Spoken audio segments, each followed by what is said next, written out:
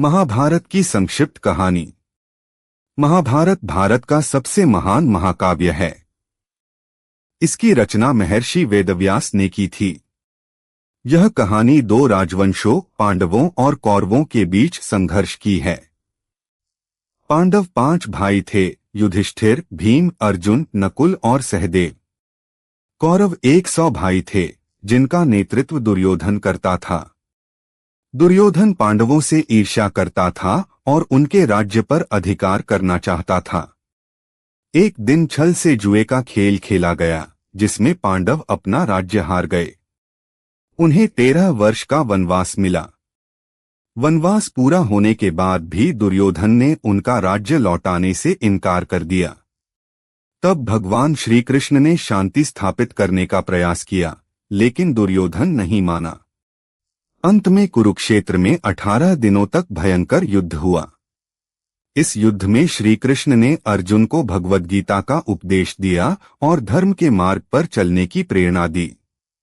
युद्ध के अंत में पांडवों की विजय हुई और कौरवों का अंत हो गया।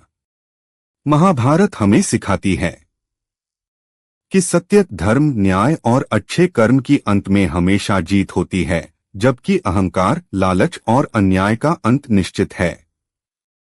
महाभारत भाग 1। हस्तिनापुर का इतिहास और कुरुवंश। बहुत समय पहले भारत में हस्तिनापुर नाम का एक महान और समृद्ध राज्य था। यह कुरुवंश की राजधानी थी। इसी राज्य से महाभारत की सबसे महत्वपूर्ण घटनाएं शुरू होती हैं। कहा जाता है कि इस राज्य की स्थापना राजा हस्ती ने की थी, इसलिए इसका नाम हस्तिनापुर पड़ा। समय के साथ यहाँ अनेक पराक्रमी और न्यायप्रिय राजाओं ने शासन किया। उनमें सबसे प्रसिद्ध थे राजा कुरु। उनके नाम पर इस राजवंश को कुरुवंश कहा जाने लगा। राजा कुरु धर्म, सत्य और न्याय का पालन करने वाले महान शासक थे। उन्होंने अपने राज्य में शांति, समृद्धि और धर्म की स्थापना की। उनके कारण हस्तिनापुर पूरे आर्यावर्त में सम्मानित राज्य बन गया। कई पीढ़ियों बाद इसी वंश में राजा शांतनु का जन्म हुआ। वे वीर, दयालु और प्रजा का ध्यान रखने वाले राजा थे। एक दिन उनकी मुलाकात माता गंगा से हुई। दोनों का विवाह हुआ और उनसे एक पुत्र का जन्म हुआ, जिसका नाम देवव्रत रखा गया। यही देवव्रत आगे चलकर भीष्म पितामह के नाम से प्रसिद्ध हुए। कुछ समय बाद माता गंगा अपने पुत्र को राजा शांतनु के पास छोड़कर चली गईं। देवव्रत ने महान ऋषियों से शिक्षा प्राप्त की और युद्ध, नीति, धर्म तथा शास्त्रों में अद्वितीय ज्ञान हासिल किया। वे इतने पराक्रमी थे कि उनके समान योद्धा बहुत कम थे। बाद में राजा शांतनु को सत्यवती से प्रेम हुआ। सत्यवती के पिता चाहते थे कि उनकी बेटी का पुत्र ही भविष्य में राजा बने। अपने पिता की खुशी के लिए देवव्रत ने आजीवन विवाह न करने और कभी सिंहासन पर अधिकार न करने की कठोर प्रतिज्ञा ली। उनकी इस भयंकर प्रतिज्ञा से देवता भी आश्चर्यचकित हो गए और तभी से उनका नाम भीष्म पड़ गया। यही प्रतिज्ञा आगे चलकर महाभारत की पूरी कहानी का आधार बनी। इसके बाद कुरुवंश में कई घटनाएं हुईं, जिनसे आगे चलकर पांडवों और कौरवों का जन्म हुआ और अंत में महाभारत का महान युद्ध हुआ।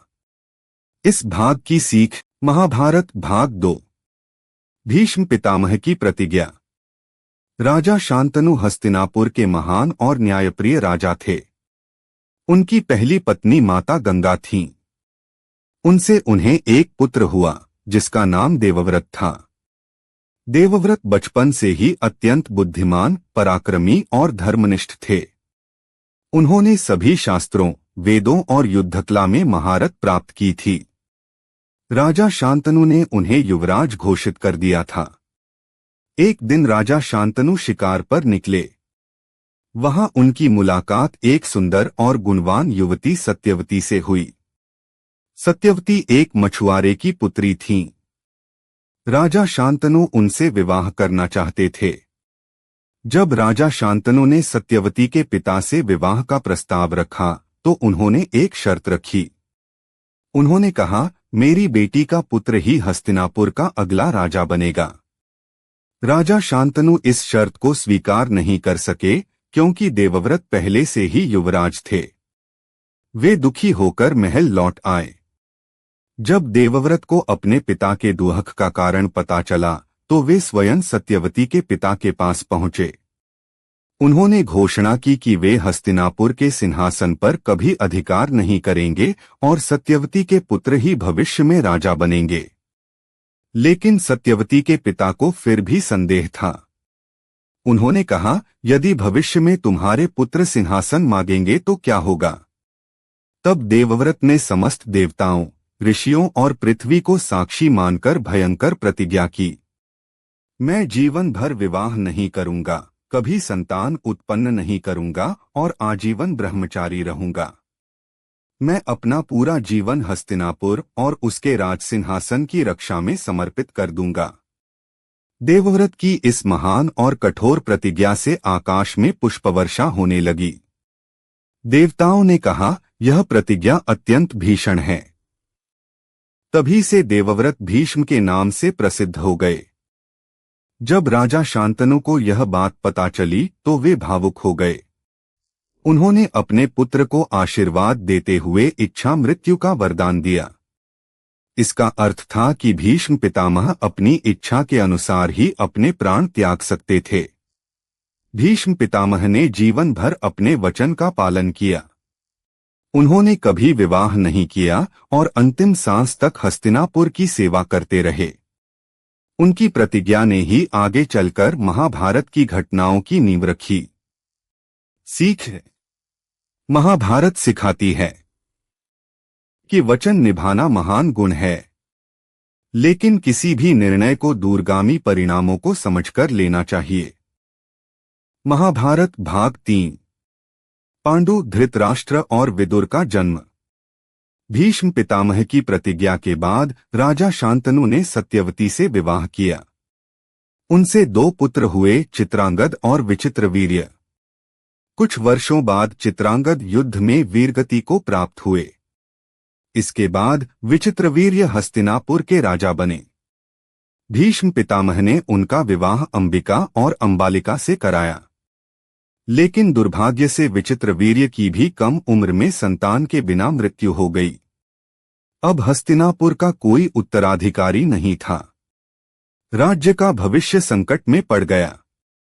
तब माता सत्यवती ने अपने पहले पुत्र महर्षि वेदव्यास को बुलाया और उनसे वंश को आगे बढ़ाने का अनुरोध किया। सबसे पहले वेदव्यास अंबिका के पास गए। वेदव्यास का तेज देखकर अंबिका ने डर के कारण अपनी आंखें बंद कर लीं। समय आने पर उनके गर्भ से धृतराष्ट्र का जन्म हुआ। क्योंकि जन्म के समय उनकी आंखें नहीं खुलीं, इसलिए वे जन्म से ही नेत्रहीन थे। फिर वेदव्यास अंबालिका के पास गए। उन्हें देखकर अंबालिका भय से पीली पड़ गईं। बाद में उनके गर्भ से पांडु का जन्म हुआ।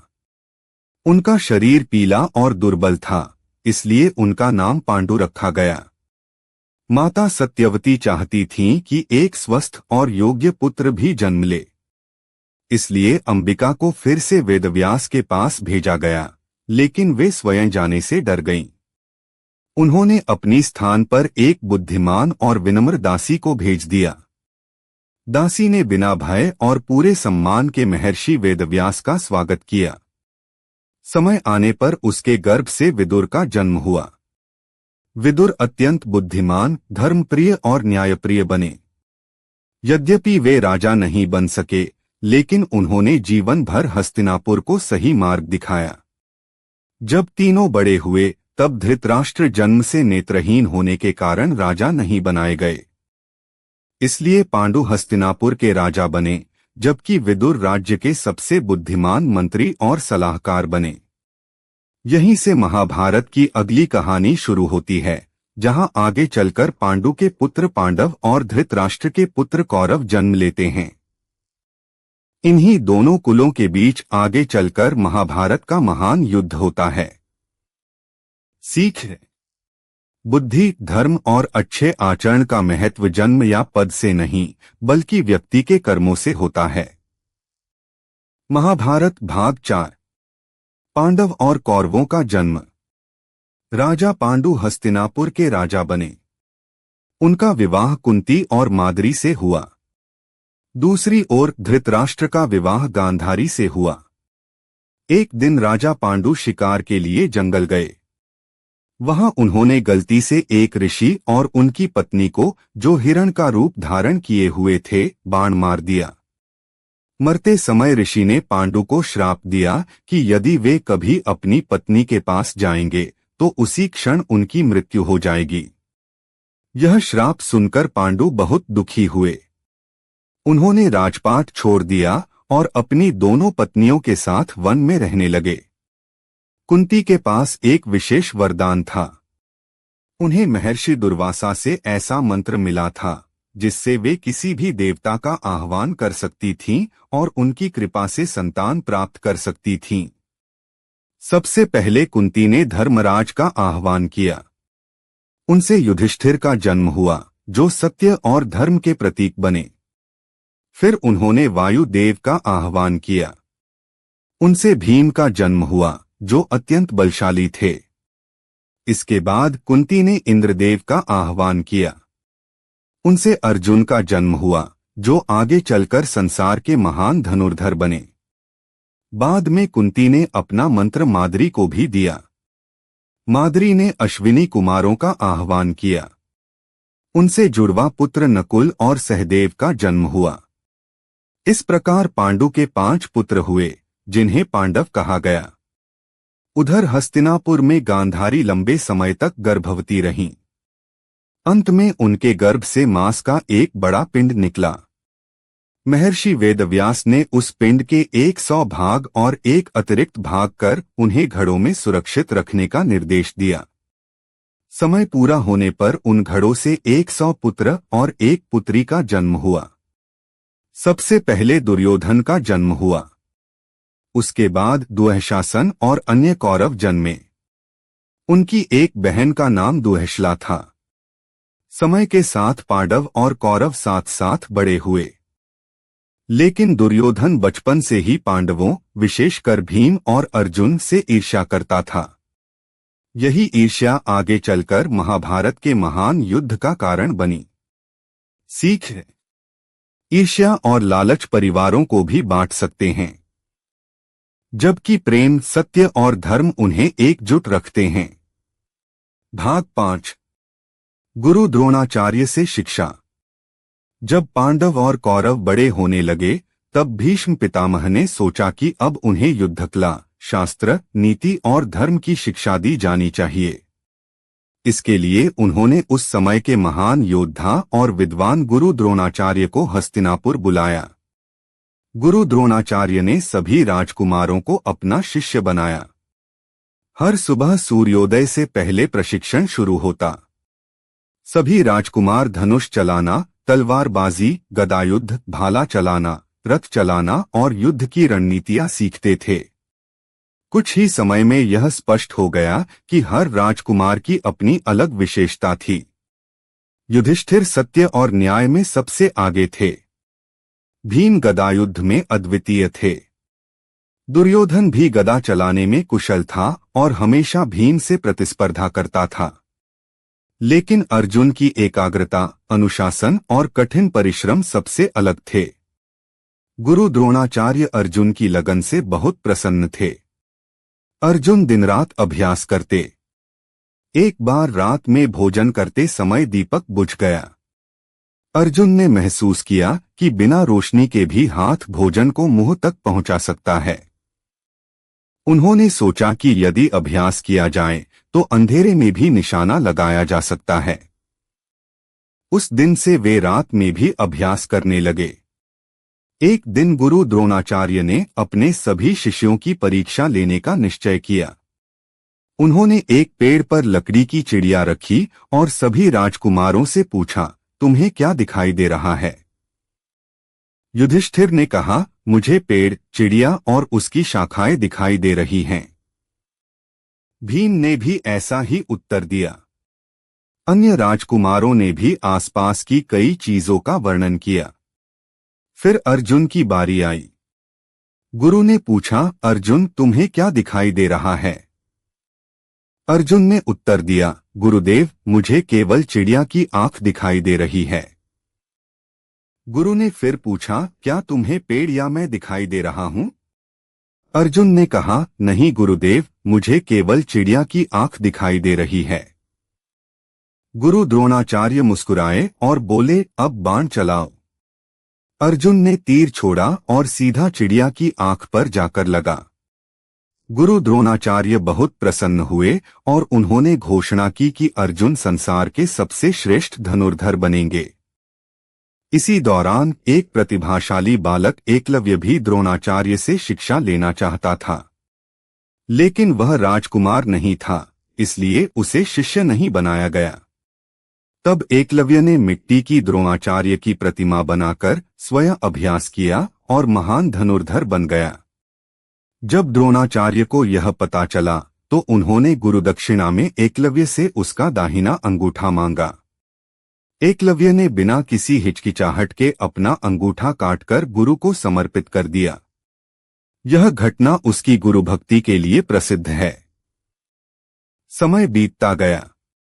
पांडव और कौरव युद्धकला में निपुण हो गए, लेकिन दुर्योधन के मन में पांडवों के प्रति ईर्ष्या और भी बढ़ती गई।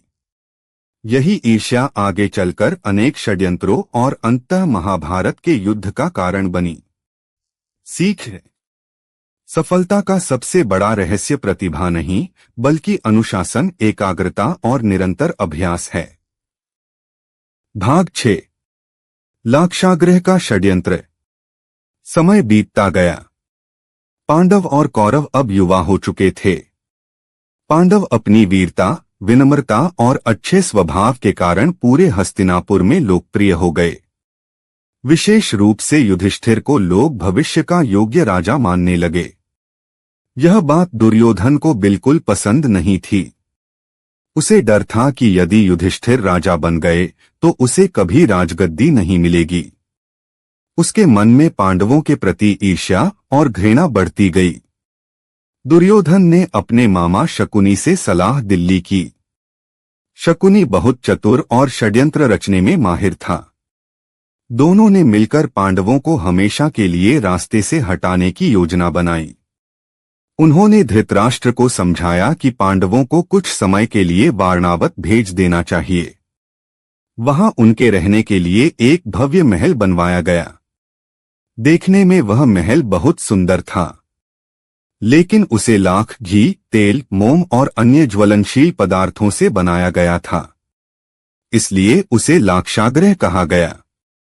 इस महल को बनवाने की जिम्मेदारी दुर्योधन के विश्वासपात्र पुरोचन को दी गई।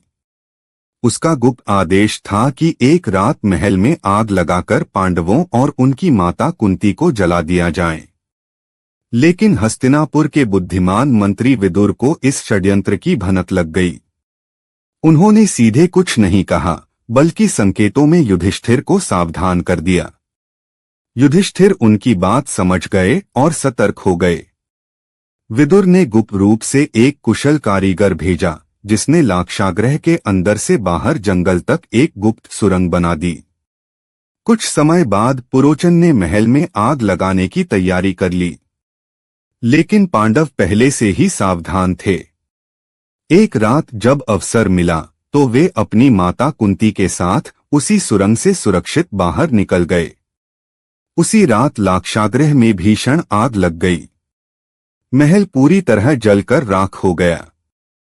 हस्तिनापुर में सभी को लगा कि पांडव और कुंती आग में जलकर मर गए हैं। दुर्योधन और शकुनी अपनी योजना सफल समझकर खुश हुए, लेकिन वास्तव में पांडव जीवित थे। वे जंगलों में भेष बदलकर रहने लगे और अपनी पहचान गुप्त रखी।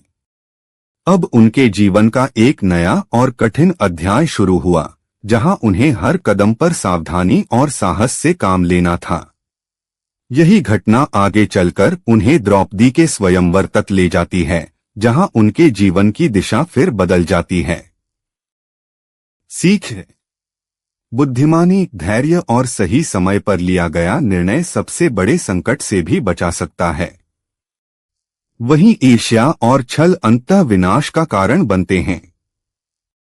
भाग 7। द्रौपदी स्वयंवर। लाक्षागृह से सुरक्षित निकलने के बाद पांडव अपनी माता कुंती के साथ कई दिनों तक जंगलों और गांवों में ब्राह्मणों का वेश धारण करके घूमते रहे। वे अपनी असली पहचान किसी को नहीं बताते थे, क्योंकि उन्हें लगता था कि कौरव अभी भी उनकी हत्या का प्रयास कर सकते हैं। इसी समय पांचाल राज्य के राजा द्रुपद ने अपनी पुत्री द्रौपदी के विवाह के लिए एक भव्य स्वयंवर का आयोजन किया। देश विदेश के अनेक राजा, राजकुमार और महान योद्धा वहां पहुंचे। पांडव भी ब्राह्मणों का वेश धारण करके स्वयंवर देखने पहुंचे। स्वयंवर में एक कठिन परीक्षा रखी गई थी। एक ऊंचे खंभे पर घूमती हुई मछली की आकृति लगाई गई थी। नीचे पानी से भरा एक पात्र रखा था। प्रतियोगी को सीधे मछली को नहीं देखना था, बल्कि पानी में दिखाई देने वाले उसके प्रतिबिंब को देखकर उसकी आंख पर निशाना लगाना था। जो यह कार्य सफलतापूर्वक कर देता, वही द्रौपदी से विवाह करता। एक एक करके कई महान योद्धाओं ने प्रयास किया, लेकिन कोई भी सफल नहीं हुआ। कर्ण भी आगे बढ़े। वे महान धनुर्धर थे और इस परीक्षा को पूरा करने में सक्षम माने जाते थे। कथा के कई लोकप्रिय संस्करणों के अनुसार द्रौपदी ने उन्हें प्रतियोगिता में भाग लेने से मना कर दिया। हालांकि महाभारत की विभिन्न परंपराओं में इस प्रसंग का वर्णन अलग अलग मिलता है। जब सभी प्रमुख योद्धा असफल हो गए, तब ब्राह्मण वेश में खड़े अर्जुन आगे आए। पहले कुछ लोगों ने उनका मजाक उड़ाया, लेकिन अर्जुन शांत रहे। उन्होंने भगवान का स्मरण किया, धनुष उठाया, पानी में मछली का प्रतिबिंब देखा और एक ही बाण में घूमती हुई मछली की आंख भेद दी। पूरा सभाभवन तालियों और जयघोष से गूंज उठा। द्रौपदी ने प्रसन्न होकर अर्जुन के गले में विजय की माला डाल दी। लेकिन कई राजाओं को यह स्वीकार नहीं हुआ कि एक साधारण ब्राह्मण स्वयंवर जीत गया। उन्होंने क्रोध में पांडवों पर हमला कर दिया। तब भीम और अर्जुन ने मिलकर सभी योद्धाओं का सामना किया और उन्हें पराजित कर दिया। इसके बाद पांडव द्रौपदी को लेकर अपने निवास पर पहुंचे। उन्होंने बाहर से अपनी माता कुंती से कहा, माँ देखिए आज हम क्या लाए हैं। बिना देखे कुंती ने उत्तर दिया, जो भी लाए हो आपस में बांट लो। जब कुंती ने बाहर आकर देखा कि पांडव द्रौपदी को लाए हैं, तो उन्हें अपनी बात का एहसास हुआ। उस समय ऋषियों और बड़ों के परामर्श के बाद यह निर्णय लिया गया कि द्रौपदी पांचों पांडवों की पत्नी बनेंगी। इस प्रकार द्रौपदी का विवाह पांचों पांडवों से हुआ। यह विवाह महाभारत की सबसे महत्वपूर्ण घटनाओं में से एक बना।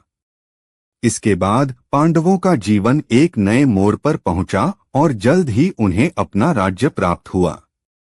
सीख: धैर्य, योग्यता और सही समय पर किया गया प्रयास सफलता दिलाता है। साथ ही जीवन में लिए गए निर्णयों के दूरगामी परिणाम हो सकते हैं। भाग 8: इंद्रप्रस्थ और राजसूय यज्ञ। द्रौपदी के स्वयंवर के बाद यह समाचार हस्तिनापुर पहुंचा कि पांडव जीवित हैं। यह सुनकर भीष्म पितामह, विदुर और गुरु द्रोणाचार्य बहुत प्रसन्न हुए। दूसरी ओर दुर्योधन और शकुनी निराश हो गए, क्योंकि उनका षड्यंत्र असफल हो चुका था। पांडवों को सम्मानपूर्वक हस्तिनापुर वापस बुलाया गया। राज्य में विवाद समाप्त करने के लिए धृतराष्ट्र ने राज्य का विभाजन कर दिया। हस्तिनापुर कौरवों के पास रहा और पांडवों को खांडवप्रस्थ नाम का एक उजड़ा और बंजर क्षेत्र दे दिया गया। पहली नजर में यह स्थान रहने योग्य भी नहीं था। चारों ओर घने जंगल, दलदल और वीरान भूमि थी। लेकिन पांडवों ने इसे अपनी किस्मत मानकर स्वीकार किया। भगवान श्री कृष्ण और दिव्य शिल्पी विश्वकर्मा की कृपा से उस उजड़े प्रदेश को एक सुंदर, समृद्ध और भव्य नगर में बदल दिया गया। इस नए नगर का नाम रखा गया इंद्रप्रस्थ। कुछ ही वर्षों में इंद्रप्रस्थ व्यापार, कला, शिक्षा और समृद्धि का केंद्र बन गया। दूर दूर से व्यापारी और विद्वान वहां आने लगे। युधिष्ठिर न्यायप्रिय राजा थे, इसलिए प्रजा सुखी और संतुष्ट थी।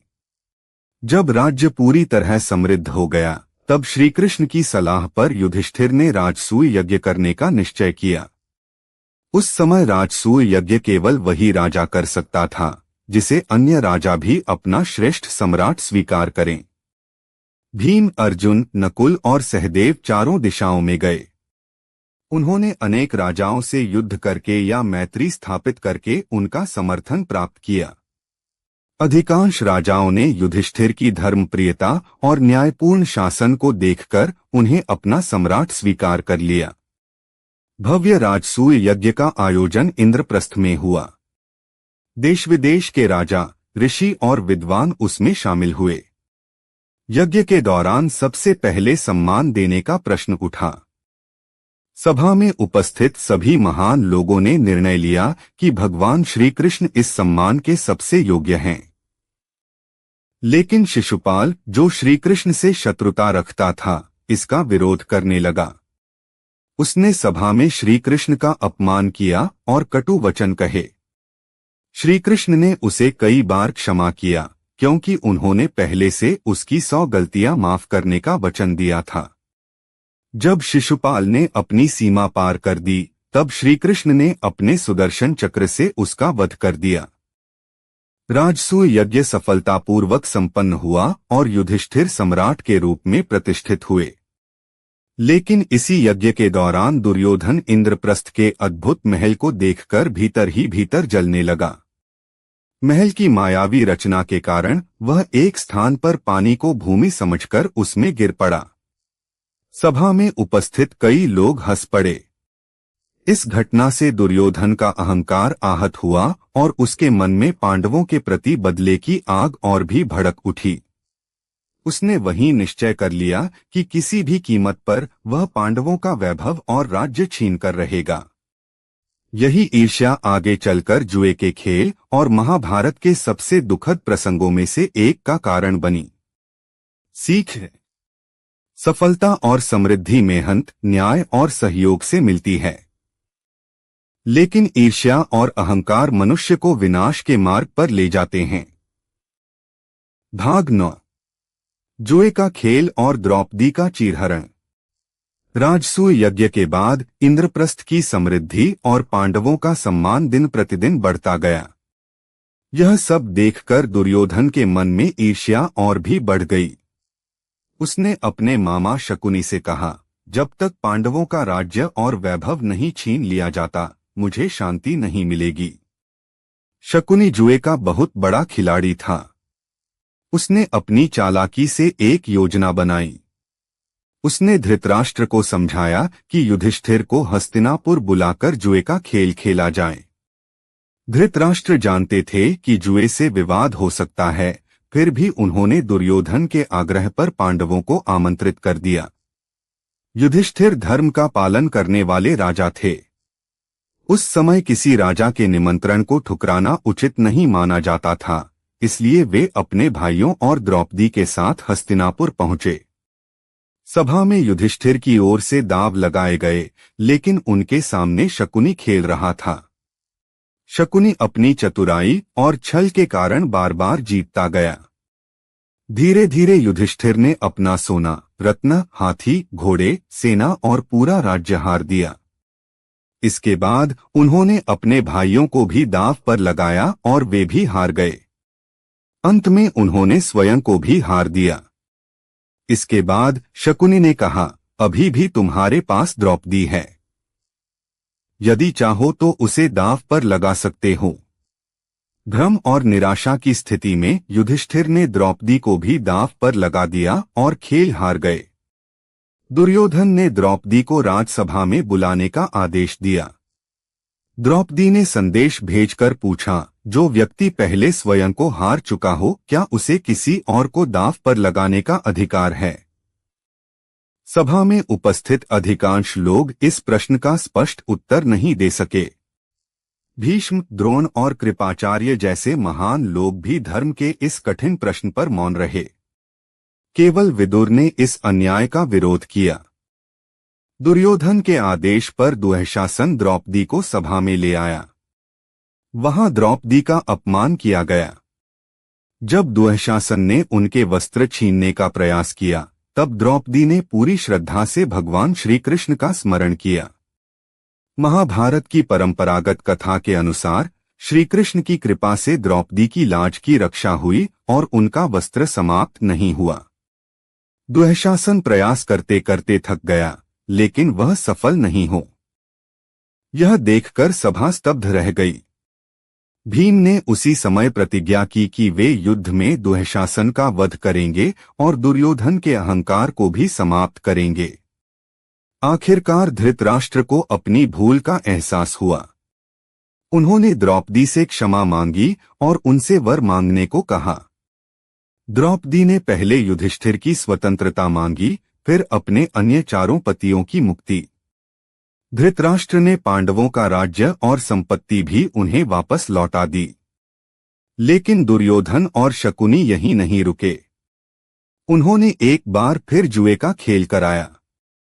इस बार शर्त रखी गई कि जो हारेगा उसे 12 वर्ष का वनवास और 1 वर्ष का अज्ञातवास करना होगा। दुर्भाग्य से युधिष्ठिर फिर हार गए। अब पांडवों और द्रौपदी को अपना राज्य छोड़कर वनवास के लिए जाना पड़ा। यहीं से महाभारत की कहानी एक नए मोड़ पर पहुंचती है। आने वाले वर्षों में पांडव कठिन परिस्थितियों का सामना करते हैं और अंततः धर्म की रक्षा के लिए कुरुक्षेत्र का महान युद्ध होता है। सीख: लोभ, छल और अन्याय अंततः विनाश का कारण बनते हैं। वहीं कठिन परिस्थितियों में भी धैर्य, आस्था और धर्म का साथ नहीं छोड़ना चाहिए। भाग 10: 13 वर्ष का वनवास। जुए के दूसरे खेल में हारने के बाद पांडवों को अपनी पत्नी द्रौपदी के साथ 12 वर्ष का वनवास और उसके बाद 1 वर्ष का अज्ञातवास स्वीकार करना पड़ा। पूरे हस्तिनापुर में यह समाचार फैल गया। प्रजा दुखी थी क्योंकि वह जानती थी कि पांडवों के साथ अन्याय हुआ है। वन जाने से पहले पांडवों ने अपने राजसी वस्त्र उतार दिए और साधारण वेश धारण कर लिया। द्रौपदी भी अपने पतियों के साथ बिना किसी शिकायत के वन की कठिन यात्रा पर निकल पड़ी। हस्तिनापुर के अनेक नागरिक उन्हें विदा करने आए। विदुर और भीष्म पितामह भी मन ही मन बहुत दुखी थे, लेकिन वे धृतराष्ट्र के निर्णय को बदल नहीं सके। वनवास का जीवन आसान नहीं था। कभी भोजन की कमी होती, कभी भीषण गर्मी और कभी घने जंगलों के खतरों का सामना करना पड़ता। फिर भी पांडवों ने धैर्य नहीं खोया। वे ऋषिमुनियों की सेवा करते, उनसे ज्ञान प्राप्त करते और धर्म के मार्ग पर चलते रहे। एक दिन सूर्यदेव की कृपा से युधिष्ठिर को अक्षय पात्र प्राप्त हुआ।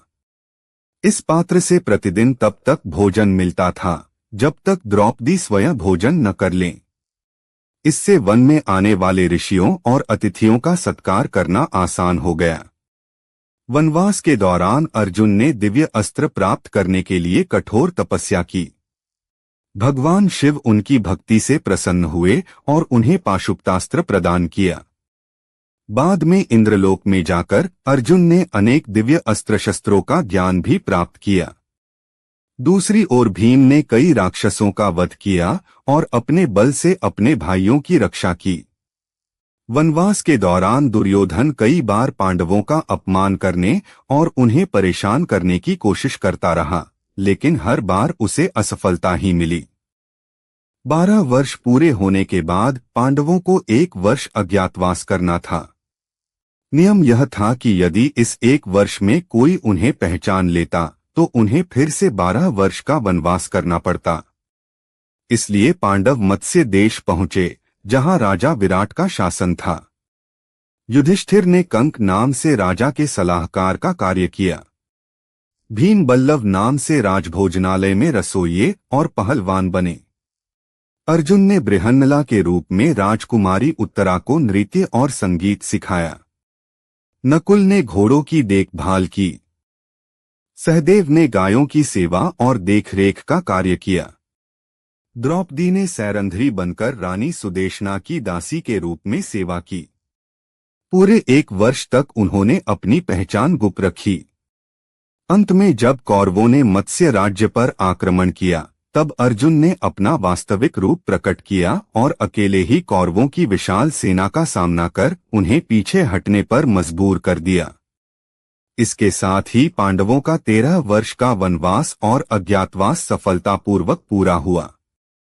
अब उन्होंने अपना राज्य वापस मांगने का निर्णय लिया, लेकिन दुर्योधन ने साफ कह दिया, मैं सुई की नोक के बराबर भूमि भी पांडवों को नहीं दूंगा। यहीं से युद्ध की आहट सुनाई देने लगी। अब भगवान श्री कृष्ण स्वयं शांति स्थापित करने के लिए हस्तिनापुर जाने वाले थे। सीख, कठिन समय हमेशा स्थायी नहीं होता। धैर्य, परिश्रम, संयम और धर्म का पालन करने वाला व्यक्ति अंततः सम्मान और सफलता प्राप्त करता है। भाग 11 श्री कृष्ण का शांतिदूत बनकर जाना।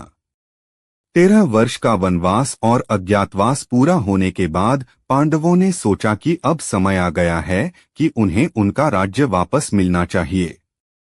उन्होंने किसी प्रकार का बदला नहीं मांगा, बल्कि केवल अपना उचित अधिकार मांगा। युधिष्ठिर ने पहले शांति का मार्ग चुना। उन्होंने भगवान श्री कृष्ण से अनुरोध किया कि वे हस्तिनापुर जाकर कौरवों को समझाएं ताकि युद्ध टल जाए और दोनों पक्ष शांति से रह सकें। श्री कृष्ण ने यह प्रस्ताव स्वीकार किया। वे शांतिदूत बनकर हस्तिनापुर पहुंचे। उनके आगमन का समाचार सुनकर पूरा नगर उनका स्वागत करने के लिए उमड़ पड़ा। दुर्योधन ने श्री कृष्ण के सम्मान में भव्य भोज और महल में ठहरने की व्यवस्था की, लेकिन श्री कृष्ण ने उसका निमंत्रण स्वीकार नहीं किया। वे जानते थे कि दुर्योधन के मन में प्रेम नहीं बल्कि स्वार्थ और अहंकार है। इसके बजाय श्री कृष्ण हस्तिनापुर के धर्मनिष्ठ मंत्री विदुर के घर गए। विदुर और उनकी पत्नी ने उनका सादगी और प्रेम से स्वागत किया। श्री कृष्ण ने प्रेम से परोसा गया साधारण भोजन स्वीकार किया। इस घटना से यह संदेश मिलता है कि भगवान के लिए धन दौलत नहीं बल्कि सच्चा प्रेम और श्रद्धा महत्वपूर्ण है। अगले दिन राजसभा में श्री कृष्ण ने धृतराष्ट्र, भीष्म, द्रोणाचार्य, कृपाचार्य, विदुर और दुर्योधन सहित सभी के सामने कहा, पांडव युद्ध नहीं चाहते, वे केवल अपना न्यायोचित अधिकार चाहते हैं। यदि पूरा राज्य देना कठिन लगता है तो उन्हें केवल 5 गांव दे दीजिए, वे उसी में संतोष कर लेंगे। सभा में भीष्म, विदुर और द्रोणाचार्य ने भी श्री कृष्ण की बात का समर्थन किया। उनका मानना था कि युद्ध से पूरे कुरुवंश का विनाश होगा, लेकिन दुर्योधन अहंकार से भर चुका था। उसने क्रोधित होकर कहा, मैं पांडवों को सुई की नोक के बराबर भूमि भी नहीं दूंगा। इतना ही नहीं, उसने गुप्त रूप से श्री कृष्ण को बंदी बनाने की योजना भी बनाई। जैसे ही सैनिक आगे बढ़े, श्री कृष्ण ने अपना दिव्य विराट स्वरूप प्रकट किया। सभा में उपस्थित लोगों ने उनके भीतर समस्त ब्रह्मांड, देवताओं और अनंत शक्ति का दर्शन किया।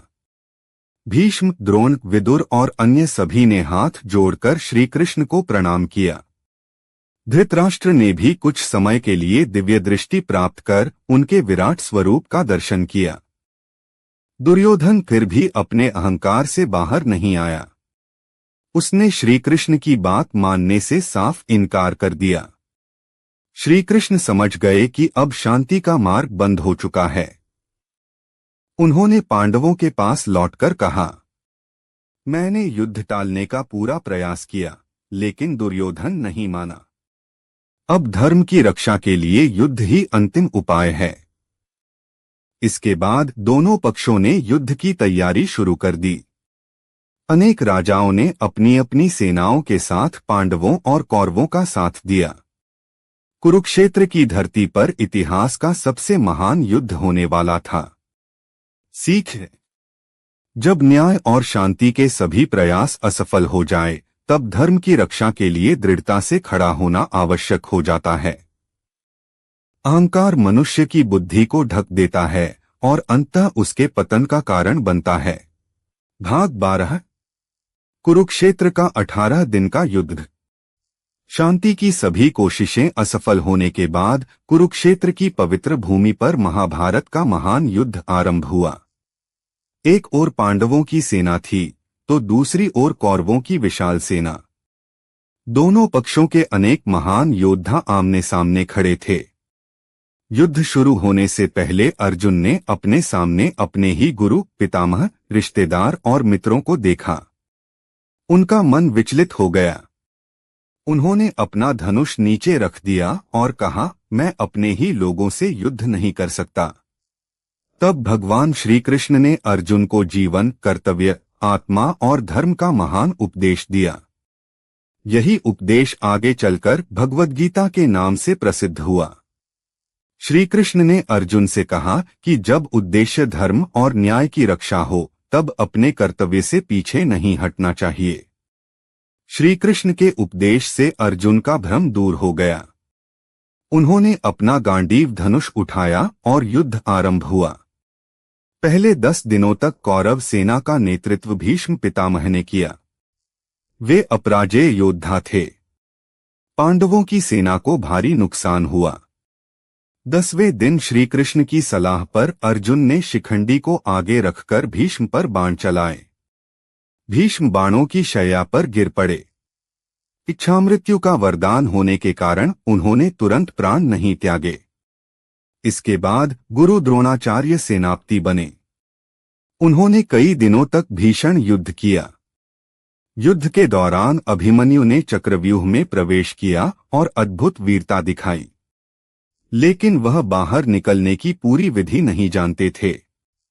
अनेक महारथियों ने मिलकर उन पर आक्रमण किया और अभिमन्यु वीरगति को प्राप्त हुए। इससे पांडवों को गहरा दुहक पहुंचा। अभिमन्यु की मृत्यु के बाद अर्जुन ने प्रतिज्ञा की कि अगले दिन सूर्यास्त से पहले वे जयद्रथ का वध करेंगे। अगले दिन भीषण युद्ध हुआ और अंततः अर्जुन ने अपनी प्रतिज्ञा पूरी की। कुछ समय बाद द्रोणाचार्य के युद्ध से पांडवों की सेना संकट में आ गई। तब एक योजना के तहत उन्हें यह विश्वास दिलाया गया कि उनका पुत्र अश्वत्थामा मारा गया है। यह सुनकर द्रोणाचार्य ने शस्त्र त्याग दिए और उसी समय उनका वध हो गया। इसके बाद कर्ण कौरव सेना के सेनापति बने। कर्ण और अर्जुन के बीच महाभारत का सबसे प्रसिद्ध द्वंद्व हुआ। युद्ध के दौरान कर्ण के रथ का पहिया भूमि में धंस गया। संघर्ष जारी रहा और अंततः अर्जुन ने श्री कृष्ण के मार्गदर्शन में कर्ण का वध किया। अंतिम दिन दुर्योधन अकेला रह गया। उसका भीम के साथ गदायुद्ध हुआ। दोनों महान गदाधारी थे। लंबे संघर्ष के बाद श्री कृष्ण के संकेत पर भीम ने दुर्योधन की जांघ पर प्रहार किया। दुर्योधन गंभीर रूप से घायल होकर गिर पड़ा और अंततः उसका अंत हो गया। इस प्रकार 18 दिनों तक चले महायुद्ध का समापन हुआ। दोनों पक्षों के असंख्य योद्धा वीरगति को प्राप्त हुए। पांडवों ने युद्ध तो जीत लिया, लेकिन उन्होंने अपने अनेक प्रियजन, गुरु और संबंधी भी खो दिए। यह विजय उनके लिए भी गहरे दुहक से भरी थी। महाभारत का यह युद्ध केवल राज्य के लिए नहीं था, बल्कि धर्म और अधर्म, न्याय और अन्याय, सत्य और अहंकार के बीच संघर्ष का प्रतीक माना जाता है। सीख: युद्ध में कोई भी वास्तव में विजेता नहीं होता। सबसे बड़ी जीत धर्म, न्याय और सत्य के मार्ग पर चलने में है, जबकि अहंकार, लोभ और अन्याय अंततः विनाश का कारण बनते हैं। कुरुक्षेत्र का युद्ध अपने अंतिम चरण में पहुंच चुका था। दोनों पक्षों के हजारों योद्धा वीरगति को प्राप्त हो चुके थे। अब युद्ध का परिणाम 4 महान योद्धाओं भीष्म, द्रोणाचार्य, कर्ण और दुर्योधन के अंत से तय होना था। भीष्म पितामह का अंत। युद्ध के पहले 10 दिनों तक भीष्म पितामह कौरव सेना के सेनापति रहे। उनकी वीरता के सामने पांडवों की सेना टिक नहीं पा रही थी। वे पांडवों से प्रेम करते थे, लेकिन हस्तिनापुर के सिंहासन की रक्षा की अपनी प्रतिज्ञा के कारण कौरवों की ओर से युद्ध कर रहे थे। श्री कृष्ण जानते थे कि भीष्म किसी स्त्री पर शस्त्र नहीं उठाएंगे। इसलिए 10वें दिन अर्जुन ने शिखंडी को अपने रथ के आगे खड़ा किया। शिखंडी को सामने देखकर भीष्म ने अपने अस्त्र नीचे कर दिए। उसी समय अर्जुन ने अनेक बाण चलाए। भीष्म पितामह बाणों की शैया पर गिर पड़े। इच्छामृत्यु का वरदान होने के कारण उन्होंने तुरंत प्राण नहीं छोड़े। वे सूर्य के उत्तरायण होने तक उसी अवस्था में लेटे रहे और बाद में युधिष्ठिर को राजधर्म तथा जीवन के महत्वपूर्ण उपदेश देकर शांतिपूर्वक अपने प्राण त्याग दिए। गुरु द्रोणाचार्य का अंत। भीष्म के बाद गुरु द्रोणाचार्य कौरव सेना के सेनापति बने। उनके नेतृत्व में कौरवों ने पांडवों को भारी क्षति पहुंचाई। उन्हें युद्ध में हराना लगभग असंभव था। तब श्री कृष्ण ने एक योजना बनाई। भीम ने अश्वत्थामा नाम के एक हाथी का वध किया। इसके बाद युधिष्ठिर ने कहा, अश्वत्थामा मारा गया, और धीरे से आगे जोड़ा। हाथी द्रोणाचार्य तक केवल पहली बात पहुंची। अपने पुत्र के निधन का समाचार सुनकर द्रोणाचार्य शोक में डूब गए। उन्होंने अपने अस्त्र शस्त्र त्याग दिए और ध्यान में बैठ गए। उसी समय धृष्टद्युम्न ने उनका वध कर दिया। कर्ण का अंत। द्रोणाचार्य के बाद कर्ण कौरव सेना के सेनापति बने। कर्ण महान धनुर्धर, दानी और पराक्रमी योद्धा थे। वे दुर्योधन के सबसे बड़े सहायक थे। युद्ध के 17वें दिन अर्जुन और कर्ण के बीच भयंकर युद्ध हुआ। दोनों ने अपने दिव्य अस्त्रों का प्रयोग किया। युद्ध के दौरान कर्ण के रथ का पहिया भूमि में धंस गया। वे उसे निकालने लगे और कुछ समय के लिए निहत्थे हो गए। श्री कृष्ण ने अर्जुन को याद दिलाया कि अभिमन्यु के साथ भी युद्ध के नियमों का पालन नहीं किया गया था। तब अर्जुन ने अवसर देखकर बाण चलाया। कर्ण घायल होकर भूमि पर गिर पड़े और वीरगति को प्राप्त हुए। कर्ण के निधन से कौरव सेना का सबसे बड़ा सहारा समाप्त हो गया। दुर्योधन का अंत। कर्ण की मृत्यु के बाद दुर्योधन अकेला पड़ गया। वह एक झील में छिप गया, लेकिन पांडवों ने उसे ढूंढ निकाला। दुर्योधन ने भीम को गदायुद्ध की चुनौती दी। दोनों महान गदाधारी थे। लंबे समय तक भीषण युद्ध चलता रहा। दुर्योधन की गदा विद्या बहुत श्रेष्ठ थी, इसलिए भीम को उसे हराना कठिन हो रहा था। तब श्री कृष्ण ने भीम को अपनी जांघ की ओर संकेत किया। भीम को याद आया कि दुर्योधन ने सभा में द्रौपदी का अपमान करते हुए अपनी जांघ पर बैठने का संकेत किया था। भीम ने अपनी प्रतिज्ञा पूरी करते हुए दुर्योधन की जांघ पर प्रहार किया। दुर्योधन गंभीर रूप से घायल होकर भूमि पर गिर पड़ा। कुछ समय बाद उसने अपने प्राण त्याग दिए। उसके साथ ही कौरवों का शासन समाप्त हो गया और महाभारत का युद्ध अपने अंत की ओर बढ़ गया। चारों महान योद्धाओं के अंत के साथ कुरुक्षेत्र का युद्ध समाप्त हुआ। पांडवों ने विजय तो प्राप्त की, लेकिन इस विजय की कीमत बहुत भारी थी। उन्होंने अपने गुरु, पितामह, मित्र और अनेक प्रियजनों को खो दिया था। इसलिए यह जीत भी उनके लिए दुहक और जिम्मेदारी से भरी थी। सीख। महाभारत सिखाती है कि अहंकार, ईर्ष्या और अन्याय का अंत निश्चित है। वहीं सत्य, धर्म और कर्तव्य के मार्ग पर चलने वाला व्यक्ति कठिनाइयों के बाद भी सम्मान प्राप्त करता है। भाग 14। पांडवों का राज्याभिषेक और महाभारत से मिलने वाली सीख। कुरुक्षेत्र का 18 दिनों का युद्ध समाप्त हो चुका था। कौरवों की सेना पराजित हो गई थी और दुर्योधन सहित उसके सभी प्रमुख योद्धा युद्ध में मारे जा चुके थे।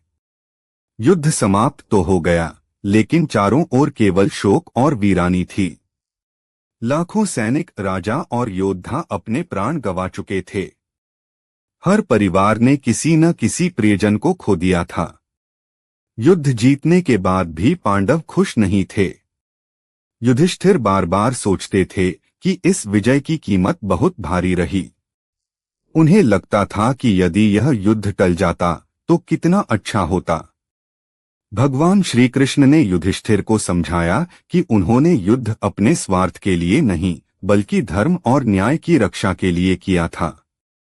इसलिए उन्हें अपने कर्तव्य से पीछे हटने का दुहक नहीं करना चाहिए। इसके बाद हस्तिनापुर में युधिष्ठिर का भव्य राज्याभिषेक किया गया। ऋषिमुनि, विद्वान, राजा और प्रजा बड़ी संख्या में उपस्थित हुई। युधिष्ठिर को हस्तिनापुर का सम्राट घोषित किया गया। भीम, अर्जुन, नकुल और सहदेव ने भी राज्य संचालन में उनका साथ दिया। युधिष्ठिर ने न्याय, सत्य और धर्म के आधार पर शासन किया। उनके राज्य में किसी के साथ अन्याय नहीं होता था। गरीबों की सहायता की जाती थी, किसानों की रक्षा होती थी और प्रजा सुखी तथा सुरक्षित रहती थी। इस काल को धर्म और न्याय का आदर्श शासन माना जाता है। कुछ समय बाद जब सूर्य उत्तरायण हुए, तब भीष्म पितामह ने बाणों की शैया पर लेटे लेटे युधिष्ठिर को राजधर्म, नीति, न्याय और जीवन के अनेक महत्वपूर्ण उपदेश दिए। उनके उपदेश सुनने के बाद उन्होंने अपनी इच्छा से अपने प्राण त्याग दिए। समय बीतता गया। धृतराष्ट्र, गांधारी और कुंती ने सांसारिक जीवन का त्याग कर वन की ओर प्रस्थान किया। पांडवों ने उनका सम्मानपूर्वक विदा किया। कई वर्षों तक न्यायपूर्वक शासन करने के बाद श्री कृष्ण ने भी अपना पृथ्वी अवतार पूर्ण किया। उनके प्रस्थान के बाद पांडवों ने समझ लिया कि अब उनका भी सांसारिक जीवन समाप्ति की ओर है। उन्होंने हस्तिनापुर का राज्य अभिमन्यु के पुत्र परीक्षित को सौंप दिया और स्वयं द्रौपदी के साथ हिमालय की ओर महाप्रस्थान पर निकल पड़े। कठिन यात्रा के दौरान एक एक करके द्रौपदी और चारों भाई गिरते गए। अंत में केवल युधिष्ठिर अपने धर्म और सत्य के बल पर स्वर्ग के द्वार तक पहुंचे। इस प्रकार महाभारत की महान कथा समाप्त होती है। महाभारत से मिलने वाली प्रमुख सीख: सत्य और धर्म की अंत में हमेशा विजय होती है। अहंकार, ईर्ष्या और लालच मनुष्य के विनाश का कारण बनते हैं। परिवार में प्रेम, विश्वास और सम्मान सबसे बड़ी शक्ति है। अन्याय का विरोध करना ही सच्चा धर्म है। कठिन समय में धैर्य और सही निर्णय जीवन बदल सकते हैं। भगवान श्री कृष्ण का गीता संदेश आज भी जीवन जीने की सबसे बड़ी प्रेरणा है। अपने कर्तव्य का पालन करो और फल की चिंता मत करो। महाभारत केवल एक युद्ध की कहानी नहीं है, बल्कि यह मनुष्य के जीवन, धर्म, कर्तव्य, न्याय, प्रेम, त्याग और कर्म का महान ग्रंथ है। इसकी शिक्षाएं आज भी उतनी ही प्रासंगिक हैं जितनी हजारों वर्ष पहले थीं। समापन संदेश: जहां धर्म है वहीं विजय है। जहां सत्य है वहीं भगवान का वास है। महाभारत हमें सिखाती है कि शक्ति से बड़ी चीज सदाचार है और विजय से बड़ा गुण धर्म का पालन करना है।